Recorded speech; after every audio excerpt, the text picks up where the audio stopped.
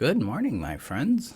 It's nice to see you today. I'm Marshall Berkshire, and I'm your guide back to knowing, loving, and living who you are. After narcissistic abuse and codependency, I'm excited to be here with you today. Today's a random bits episode. We're going to actually explore an intersection between our sense of worth and value, shifting relationships, and navigating boundary change, because in codependency, these are all interlinked with each other. And so this might feel a little complex as we're doing it, but let's see what this does. So it's nice to see you guys. Before we get started, I need to share this out to the community. The community is your safe haven here on the internet, to give you guidance, support, connection, and even a little bit of play in your life. The link is above on Facebook, below on YouTube. Come join us. And if you're listening via podcast, it's in the description of the podcast, or you can go to my website, freetheself.com, and join there because it's up in the menu. Now, if you're on the podcast, share this out to people whom you know will benefit from it. So even those of you that are watching on YouTube and Facebook, share this out to people who you know will gain from this training today. And if you are watching on YouTube, hit that subscribe button as well. So thank you guys again for your support, being here. And now I get my thoughts together and I'll get that shared out, because I'm just kind of like got a little head cold, so it kind of gets you cloudy, that kind of thing. So the joy of fall. All right, looks like they've moved things around, so we're gonna. There we go. Okay. Boom. All right. So let's jump into it. So this is a Random Bits episode number 18, where we're exploring this intersectionality between changing a boundary or putting a boundary up in an existing relationship. They pull back, they resist it, they fight against it, and how it impacts our sense of worth and value. So let's go with a little background here. So, as a child, our sense of value, our sense of worth to another person is attached to how our parents regard us, and then attached to how our peers regard us. This is our social value. It's a social value we internalize about ourselves. Now, if our parents do not give us a reliable sense of being valued and valuable to them, where their sense of love and care and regard for us is unstable, then we will internalize that as insecurity, inadequacy, and we'll experience an unstable sense of personal worth and value. And we think that there is something wrong with us at this point, that there is something we need to change or be different about in order to try to stabilize this sense of value. And this is where a lot of times codependency will begin to emerge, because we'll try to please them, we'll try to appeal to them, we'll try to shape ourselves in a way that will stabilize this attachment with this particular person, or with our peer group, things like that. Hi, Rita. I'm doing pretty good. How are you?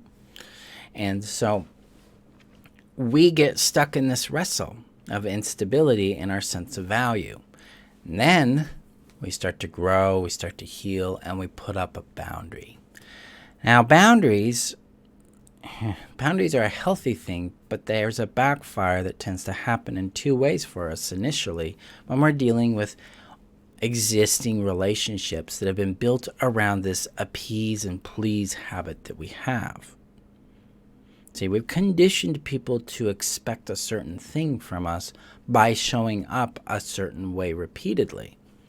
And so when we start placing a boundary, we amplify the instability of our sense of self-worth, because we start to get pushback, confusion, and even outright abuse and aggression from the other person or persons involved. Now, let's put some context on these person A and person B here. So person A, let's say they are on the narcissistic spectrum. They have toxic habits and they show up in ways that are harmful to us, right? They're going to get very angry and they're going to get very militant about getting that boundary down because they want the benefit they use you for, and then their entitlement just, man, today and that sinus thing. Their entitlement their entitlement amplifies or justifies their anger towards you. So in other words, hey, I deserve this thing, and so you better give it to me, and if you don't, I'm going to punish you for it. This is where this attitude of, well, you made me do it comes from. Because they think they're entitled to whatever they want from you. All right, so that backlash right there amplifies a sense of wrongness in us. Like, I'm wrong, I'm bad. I need to go back and appease and please, because that's the only way I'm going to get my connection needs met. It's the only way I'm going to have a sense of stable value and identity. And it's the only way I'm going to feel like I belong.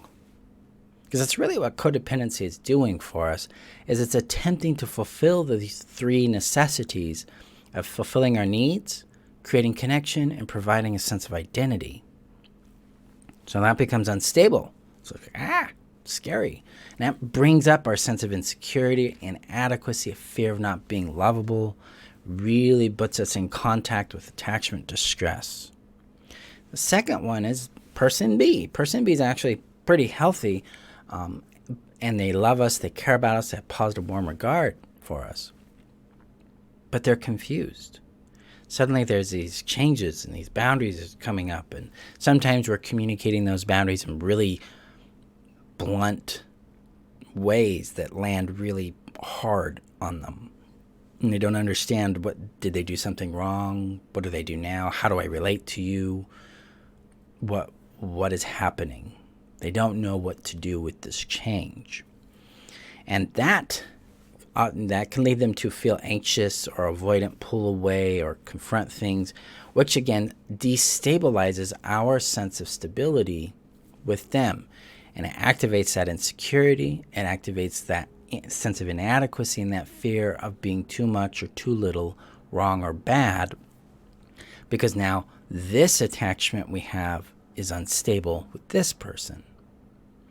So this is the kind of thing we get back initially when we're erecting boundaries and communicating what we need in order to feel safe, loved, valued, and seen in our world.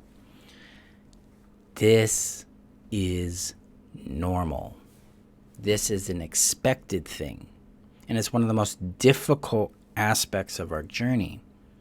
But it's a temporary thing. Because what starts happening here is if we apply trust and priority to our boundaries. In other words, we treat our boundaries with value, with importance, priority, and we apply trust and respect to them first, then we are showing ourselves that we value ourselves, we believe in our value, we believe in our well-being and our right to have stability in our world. So it's an act of self-love. So step number one is we apply value, importance, and priority to our boundaries. We start responding to the boundary like, yeah, this is something that matters to me, it's valuable to me, despite the pushback I'm getting. Because the pushback we're getting does not tell us that it's wrong. It doesn't define that we've made something wrong. It does reveal the person and the relationship status to us. So if we're dealing with person A, they're being aggressive and abusive and trying to control things, we have learned that this person doesn't actually care for us. They care about the benefit, and now they're trying to control us, and now we got to make some hard, firm decisions about this relationship so that we can enforce our well-being and our happiness and our health, which means it's not about getting them to change, guys, because remember, boundaries direct your behavior, not theirs. So if they're behaving this way and your boundary is I won't be treated this way, that means we leave the relationship. We disengage from that person. So that's essential factor number one. We'll just call that. Now, essential factor number two with person B, this is a chance to communicate. This is a chance to share with them your context and go, I might have communicated that boundary in a really blunt way. I apologize. Because I care about us. I care about our connection. I care about you. You matter to me. And I'm learning what I want and what I don't want in my world and how much of it I want. And so I'm playing with boundaries and I'm learning how to know myself and experiment with things that work for me. And I understand that this could be really uncomfortable for you and confusing. And you're not alone. It's confusing for me too, because I want us to grow and thrive. And so I want to talk about it with you. So this is where I'm coming from. And I want to know where you would like to go in our friendship or relationship too. I want to know what matters to you here. And then you guys can begin to build new bridges and new ways of connecting and nurturing your friendship and your relationship from this new basis, from this new exploration. And a lot of times, these kinds of relationships will thrive there because you're both coming more and more from a healthy center and a willingness to understand each other. It's a big, vulnerable act. It is not an easy thing to do. Having done it several times myself, it's a leap. But here's the gain we get. Okay? We start getting clarity about who deserves to be in our yard, who deserves to be in our life, and who doesn't. Because a relationship with ourselves is fundamentally a privilege. Nobody has an entitlement to it. It's a privilege to be in a relationship with someone. And that's a universal thing. So it's a privilege to be in a relationship with me. It's a privilege to be in a relationship with you. And when we see ourselves this way, we see our relationships this way, it really expands us into a conscious connection with that other person and with ourselves. It breeds and builds consent. So it's like, hey, I would like more of this. What do you think? Or I'd like it this way. What are your thoughts on that? We start to actually get to know and see and witness each other organically and from our genuine place of love, because it's my assumption generally that most of us are coming from love and we want to connect with through love. Is how we do it that creates a lot of challenge. And so when we approach it from that angle, we go, oh, okay. I can see how I want to communicate my love in a more empowering way and be available for them to do the same. And from there, I can be rooted in my body and discerning about what works for me and what doesn't, so I can communicate that. That's the magic here with boundaries. Now, there's another effect that tends to happen with this, especially for us when we're initially leaving codependency. And this also destabilizes our sense of value. And that is, we start to feel more and more alone, because we're realizing that a lot of our relationships and friendships have been mired in a lot of toxicity or unhealthy behaviors and interactions, or they haven't been working for us. And so we start to let go of these relationships. We start to feel more and more isolated. And this amplifies the sense that there's something wrong with us, that we don't have social value, that we're not worth knowing, loving, or keeping. We're not worth being seen, loved, and valued for who we are.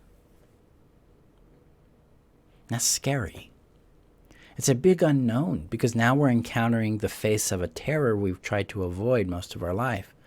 And that is discovering that maybe we're not a lovable person.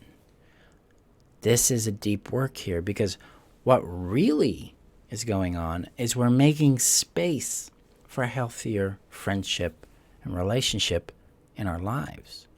And what we have to do at this point is become proactive about going out and experiencing new things, getting to know new people, and building that activity of discovering new people around interests that matter to us, and then showing up as we are in that moment. Basically, the more we show up as who we are rather than who we think we need to be to get someone's attention and to be liked, the more we're actually going to build genuine friendships and relationships in our life, because the person's going to see us for who we are from the get-go. So there's no games to play.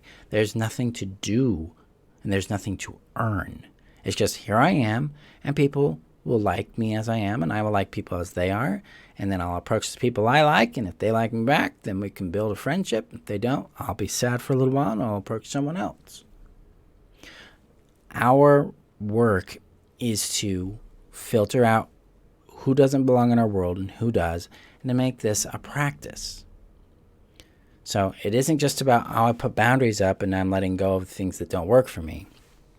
It's more like I am letting my boundaries guide me to people, places, and things that work for me, which means I have to be engaged in experiencing new people, places, and things so I can discern what works for me. It's a big curve. It's a lot of work, especially emotionally, because in all of this, we're wrestling with this unstable sense of value. So how do we deal with this? Well, firstly, in the Know Yourself strategy and in the sovereignty section in the Heal Yourself strategy, we start exploring a concept called innate value. What innate value is it's our intrinsic worth. It's what we are born with. It is not alterable. It is not changeable. It is not we can amplify our sense of it, but we don't add to or take away from it. So innate value is something that's present within us always. What the real challenge is training our awareness to sense into it and bring it forward. When we start being able to connect into our innate value and cultivate our awareness of it, it starts to stabilize this attachment distress we have, this unstable sense of value or worth. We start to connect to and then galvanize a stable attachment to ourself, to our own sense of person, own sense of power, sovereignty, and well-being, and ultimately our value. This allows us to succeed in navigating these boundary changes and discovering new friendship and relationship in our lives without being too skewed and thrown out of order by rejection and by approval. Now, it sounds simple, kind of is, but it's not necessarily easy because there's trauma to work out in this. We've been conditioned to believe there's something wrong with us. So we have to start moving in the direction of questioning that belief. Is there actually something wrong? Or is it the case that I was dealing with people who did not value me? That can bring up that unstable sense of value. So we connect to it again. It's like, it's okay what we feel about that. We can feel hurt and scared and even like maybe that does mean this. And we practice legitimizing it, acknowledging, legitimizing, and allowing it to integrate for us so that we can connect with, again, the sovereignty of our experience, which leads to compassion and care, nurture, and then that helps us get more connection to that innate value and strengthen that connection so it becomes more and more stable. And now it's a complex journey there. There's a lot going on in how we're navigating this. And that's what's going on behind the scenes when we're dealing with boundaries, we're feeling that sense of unstable value and the relationship changes that are going on. But it gets better. I mean, the first segment of this, the first portion of this kind of journey is always the most challenging because it's so destabilizing and confusing. But once we get down that road, we get really connected with ourselves and we get this in practice, we don't have to do it very much because what starts happening is we start experiencing relationships that have a high level of stability because they like us for who we are. We like them for who they are. So there is no more people pleasing. We're no longer trying to appeal to make them like us. They already do. So there's, again, nothing to earn there. There's just something to enjoy there. It's to experience, cultivate, and kind of bask in the experience of like, I'm seen, loved, and valued by this person. I see them, I value them, I love them for who they are. Makes our life a lot easier, but this initial curve, it is definitely a challenge. So my friends, go gently with yourself as you face this, as you navigate this, and know that you're not making any mistakes by putting a boundary. People's pushback on a boundary just tells us that either they feel entitled to something from us, or they're confused about why the change is happening, and we need to talk more with them about it so we can stabilize their understanding of how we value them and where we would like them to be in our lives. And then we can cultivate and nurture our own innate value by retrieving it from their approval and rejection, by cultivating a connection and awareness to our innate value, and then adding trust to it. Trusting in my innate value, allowing that to guide us, or allowing that to guide me, and your value guiding you. Let me make that separation clear there. There we go, my friends. That's today's training. Go gently with yourselves out there. Got a new announcement for you. My 5-day challenge is open for enrollment. You can check that out in the description above on Facebook, below on YouTube, or you can go to 5D as in dog, C as in cat, .freetheself.com and enroll in the 5-day challenge. It's called the 5-day Freedom from Codependency Challenge. We are focusing on one's personal power and legitimacy, so we're making ourselves real to us. So in this 5-day challenge, we'll explore how we legitimize our emotions, our needs and wants, how we reoccupy and reclaim our power and our identity over the course of 5 days. And there'll be live trainings with that, along with access to the tools that help you make that happen. So link is above again on Facebook, below on YouTube. Come and join us. We start December 6th. It goes through December 10th. You're welcome, Rita. Thank you guys for being here. Thank you for the beautiful flowers, Satori. You guys have a beautiful day, and I'll see you in our next training. Bye-bye.